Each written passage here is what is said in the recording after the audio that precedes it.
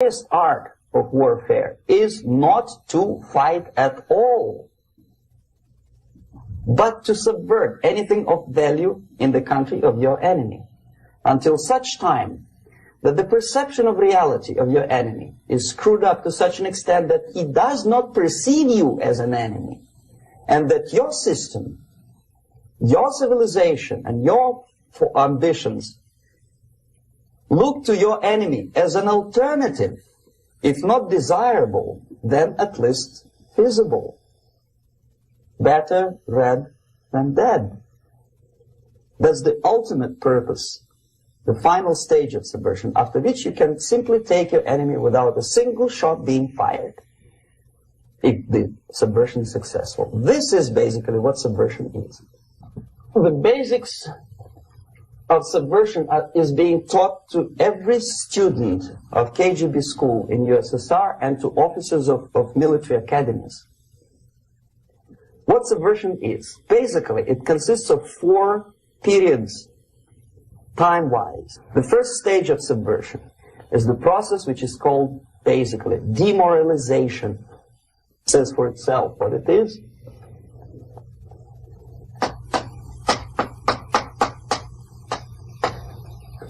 It takes from, say, 15 to 20 years to demoralize a society. Why 15 or 20 years? This is the time sufficient to educate one generation of students or children. One generation, one lifetime span of a person, a human being, which is dedicated to study, to shaping up the outlook, ideology, personality. No more nor less. Usually it takes from 15 to 20 years. What it includes? It includes influencing, or by various methods, infiltration, propaganda methods, direct contacts, doesn't really matter. I will describe them later. Of various areas where public opinion is formulated or shaped. On the stage of demoralization, obviously there are tendencies in each society, in each country, which are going to opposite direction from the basic moral values and principles. To take advantage of these movements, to capitalize on them, is the main purpose of the originator of subversion. So we have religion, we have education, we have social life, we have power structure, we have labor relations, unions, and finally we have law and order. 1, 2, 3, 4, 5, 6. Okay? These are the areas of application of subversion. The next step is destabilization.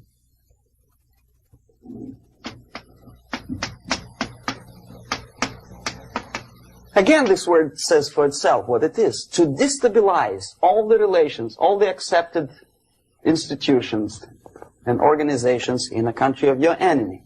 How you do it? You don't have to send up a battalion of K.G.B agents to blow up bridges. No. You let them do it themselves. The area of application is, again, it's narrower now. Not like the previous case. The overt legitimate actions of the K.G.B in this case would be hardly noticeable. There is no crime if a professor who recently went to USSR introduces a course of Marxism-Leninism in a Californian college, for example. Nobody is going to come to his doorstep and say, okay, mister, come, you are under arrest. No, it's not a crime. It's not even considered a moral crime against your country. The area of application here is narrowing down to economy, again, labor relations, right? To law and order, plus military. And economy, law and order. Yes, and again, the media destabilization process usually leads directly to the process of crisis. In case of developing nations, that's the area where I was active. The process starts when when the legitimate bodies of power, the social structure collapse, it cannot function anymore. So instead, we have artificial body injected into society, such as non-elected committees. You remember I was talking about them here.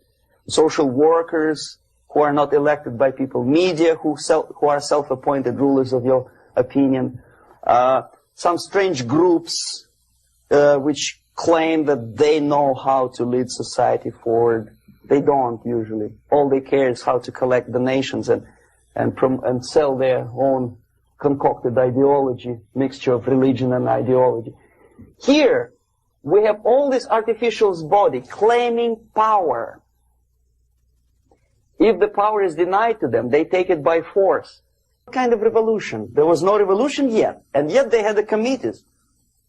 They were taking power of judgment. They had the power of execution, they had the power of legislation, and that they had the power of judicial. All of them combined in one person, who is half-baked intellectual, sometimes graduated from Harvard University or Berkeley. He comes back to his country and he thinks that he knows the answer to all the social, economical problems. Crisis is when society cannot function any more productively. It collapses, obviously. That's the word for crisis. So therefore, the population at large is looking for a savior. The religious groups are expecting a messiah to come. The workers say, we have family to feed. Let's have a strong government, maybe socialist government, centralized. When somebody put the employers on their place and let us work. We are sick and tired of going to strike and missing overtime and all that stuff. We need some strong man, strong government, a leader, a savior is needed. Population is sick and tired already. And here we are. We have a savior. Either a foreign nation comes in, or the local group of leftists, Marxists, no matter what they call themselves, Sandinista, a reverend or some sort, Bishop Muzureva, like in Zimbabwe, doesn't matter. A savior comes and says, I will lead you. So we have two alternatives here.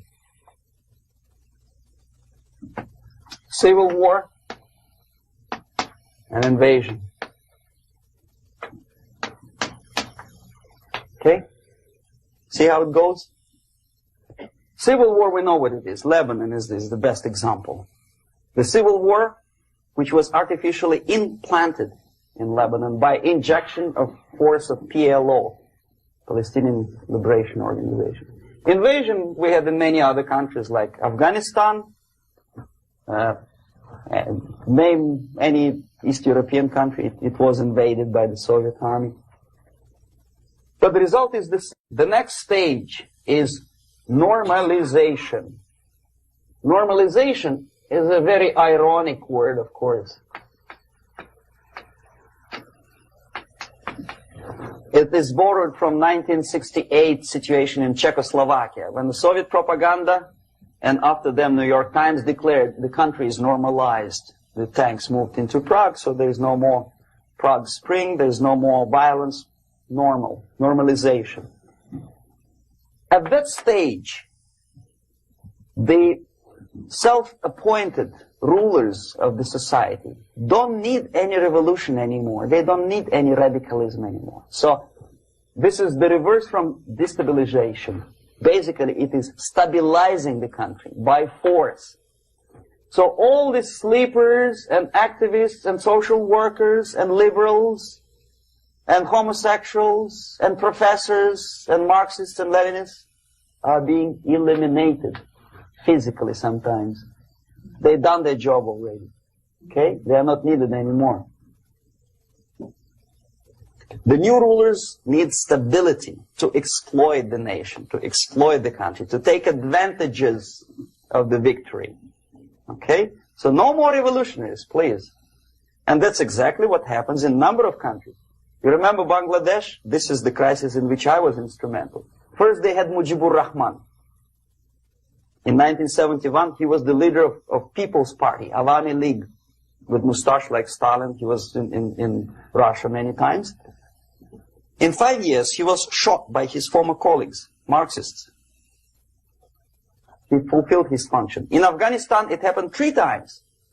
First there was Taraki, then there was Amin, now there's Babrak Karmal. They killed each other successively, one after another. The moment he fulfills his duty, the first one demoralized country, the second destabilized, the third one brought it to crisis. Goodbye, comrades. Babrak Karmal comes from Moscow and put into the seat of power. Same thing happened in Grenada recently. Maurice Bishop, Marxist, was killed by Austin, what's his name, General something, who was also a Marxist. Right? So no more revolutions, please. Normalization now.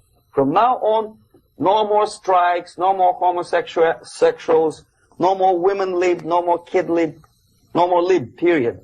A good, solid, democratic, proletarian freedom. That's it. Now, to reverse this process takes enormous effort. When today, United States had to invade Grenada to reverse the process of subversion. Some people say, boy, this is not good, it's not kosher to invade the beautiful country, island of Grenada. Well, why didn't you stop the process here, when Grenada was just approached by leftists? Why not to prevent Maurice Bishop to come in power in the first place? Did Grenadians want him? Very questionable. They didn't know who was Maurice Bishop in the first place. He came to power by coup d'etat himself. Okay? No, we let the situation develop further and further and further until the crisis and normalization very soon. And then the United States decided to invade country, discovering that the country was absolutely a military base for the Soviet Union. Of course it's a drastic measure. Of course it's a pity that Marine Corps had to lose, what, 17 lives. Very bad. Why not to stop the process before it comes to crisis? Oh, no, intellectuals will not let you. It's interference into domestic affairs. They're very careful not to let American administration to interfere in domestic affairs of Latin American countries. They don't mind Soviet Union interfere in these affairs. Okay. So to reverse this process, from here, it takes only and always military force. No other force on earth can reverse this process at this point. At this point, it does not take military invasion of the United States Army. It takes strong action, like in Chile. A CIA covert involvement to prevent the savior from outside to come into power and to stabilize country before it erupts into civil war. Okay? Support the right-wing conservative forces. By money, by crooks or love, doesn't matter. Stabilize the country. Don't let the crisis develop into civil war or invasion. Oh no, your liberals will say it's against the law. The Congress will not appropriate money for covert actions of CIA. Why not? Should we wait till the normalization come and Soviet tanks land in Los Angeles airport? Now, at that point, at the point of destabilization, also the process could be reversed.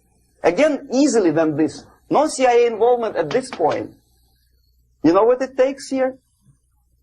Restriction of some liberties for small groups which are self-declared enemies of the society. As simple as that.